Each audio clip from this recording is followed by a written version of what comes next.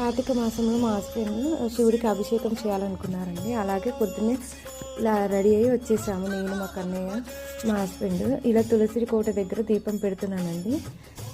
ముందే ఇంటికాడ నుంచి అన్నీ తెచ్చేసుకున్నాము. మంచిగా అలుక్కొని కుంకుమ పసుపుతో ముగ్గు వేసుకున్నాను. అలాగే తమలపాకు మీద ప్రమిదను పెట్టి, ఇవి మామూలు ఒత్తులు కాదండి, నెయ్యి ఒత్తులు. అంటే అక్కడ షాప్ వాళ్ళు ఇచ్చారు, ఇన్స్టెంట్గానే వెలుగుతాయంటే నూనె లేకుండానే. ఇలా చక్కగా అలంకరించుకున్నాను, పసుపు కుంకుమ వేసుకొని దీపం వెలిగించుకున్నానండి. శివుడికి ఎంతో ఇష్టమైన ఈ గుడిలో ఇన్స్టెంట్గా మనమే అభిషేకం చేయొచ్చండి. దేవుడికి ఒక గిన్నెలో ఇస్తారు, అవి శివుడికి అభిషేకం చేయొచ్చు. మా చిట్టి కన్నయ్య కూడా చేస్తున్నారు.